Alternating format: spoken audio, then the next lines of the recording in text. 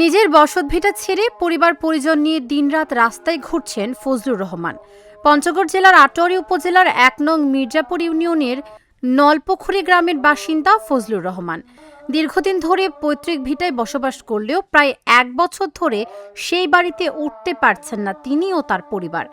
অভিযোগ রয়েছে প্রকৌশলী মকবুল হোসেনের ওপর, যিনি চট্টগ্রামের সরকারি চুয়েটে প্রকৌশলী হিসেবে কর্মরত। ক্ষমতা ও প্রভাব খাটিয়ে দীর্ঘদিন ধরে পরিবারটির ওপর নির্যাতন চালিয়ে আসছেন। এছাড়া ফজলুর রহমানের কেনা প্রায় ৫.৫% জমিও জোরপূর্বক দখল করে তাদের উচ্ছেদ করা হয়েছে বলেও অভিযোগ রয়েছে। পরিবারটির দাবি, প্রভাবশালী একটি চক্র ভয়ভীতি দেখিয়ে তাদের এলাকা ছাড়া করার চেষ্টা করছে। দীর্ঘদিন খোলা আকাশের নিচে মানবেতর জীবন কাটানোর পর বর্তমানে আটোয়ারীতে একটি ভাড়া বাসায় বসবাস করছে পরিবারটি। এদিকে প্রভাবশালীদের বিরুদ্ধে মামলার পরামর্শ দিয়েছেন ইউনিয়ন পরিষদের চেয়ারম্যান। আর পুলিশ বলছে এটি জমি জমার বিষয়, আদালতের নির্দেশনায় তদন্ত কার্যক্রম চলমান রয়েছে। আমার ২৫ সাল থেকে এই পর্যন্ত আমি ভিটা ছাড়া বাড়ি ছাড়া হয়ে আছি।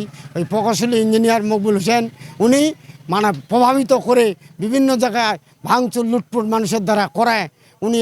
উনি তো চিটাগাঙে চাকরি করে, এখানে এখন আমার থাকার কোনো পরিস্থিতি নেই। কারেন্টের লাইন কাটে দিছে, ডিশ লাইন কাটে দিছে, বাড়ি ঘরের টাটি বেড়া নাই, ঘেরা বেড়া নাই। আমার ল্যাট্রিন টিউবওয়েল তারা ব্যবহার করে গাছগাছালি করে গাড়ে তারা আমাকে একদম সর্বনাশ করে দিছে। এখন আমি বাইরে কলেজ মোড়ে এক জায়গায় মাথা ঢোকার জন্য এখানে আছি। তাদের লোকসংখ্যা বেশি, আমি তাদের অত্যাচারে, ওদের টাকা পয়সা বেশি, তাদের অত্যাচারে আমি এখন পর্যন্ত কুলাইতে পারতেছি না। ১.৫ বছর ধরে ভুক্তভোগী আমার পরিবারকে নিয়ে। আমরা ৪ ভাই বোন, কেউ বাসায় থাকি না। এই সুযোগে আমরা পাকা ঘর নির্মাণের উদ্দেশ্যে ইট নিয়ে আসছিলাম। তো আমাদের বিবাদী পক্ষ আমাদেরকে ঘর নির্মাণ করতে দেয়নি। অনেকবার বিচার সালিশ হয়েছে, সালিশের মাধ্যমে আমার বাবাকে জমি লিখে দিছে, স্ট্যাম্পে লিখিত আছে। তারপরও আমরা সেখানে থাকতে পারিনি, আমাদেরকে উচ্ছেদ করে দেওয়া হয়েছে। এই উচ্ছেদ করে দেওয়ার পর আমি মামলার দ্বারস্থ হই, কোর্টের দ্বারস্থ হই। উচ্ছেদ করলো প্রকৌশলী, আমার বড় আব্বার ছেলে প্রকৌশলী, ওর নাম মকবুল হোসেন।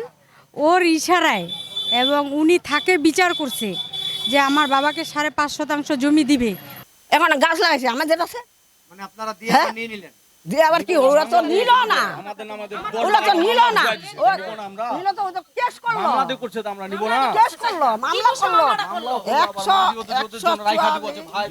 মামলাটা কি দোষে করলো? আমরা তো দিছি, দেওয়ার পর তোর চলে গেল, থাকবে না এখানে, পরের মাটিতে থাকবে না। ওর সাহিত্যের মা বলছে যে আমরা পরের জায়গাতে থাকবো না। যখন থাকবে না চলে গেল, যাই আমার পর 4টা মামলা করলো। মামলা করার পর আমরা এখানে করছি, গাছ লাগাইছি, দিয়ে দিতাম, ও থাকতো এখানে। এই কারণে আমরা নিজেরাই বেশি করে উদ্যোগ নিয়েছিলাম এবং কয়েকটা দিন রাত পরিশ্রম করে এরকম একটা সমাধানে আসছি।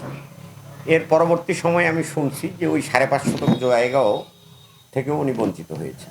আমি বলি আসলে এটা অমানবিক হয়েছে। একটি মানুষকে তার পিতার পৈতৃক সম্পত্তি থেকে, পৈতৃক বাড়িঘর থেকে সরায় দেওয়া সারা জীবনের জন্য, এইটা আসলে তীব্র নিন্দার জায়গা তৈরি হয়। এটা তো অবশ্যই অন্যায়, কিন্তু এর প্রতিকার তো এখন আমার চেয়ারম্যানের কাছে নাই। ওকে ওই জন্য আমি পরামর্শ দিচ্ছি যে তুমি কোর্টে যাও,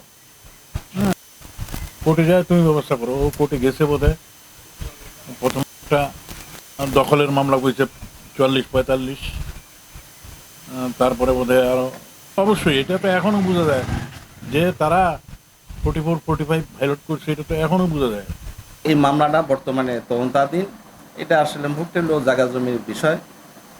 আর ফৌজদারি যে অভিযোগ, এটা আমি তদন্ত করতেছি। তদন্ত শেষে আমি বিজ্ঞ আদালতে একটা প্রতিবেদন দাখিল করব, যেহেতু ফৌজদারি অপরাধের একটা অভিযোগ। আর পাশাপাশি যেটা জায়গা জমির ব্যাপার, এটা আদালতের এখতিয়ারে।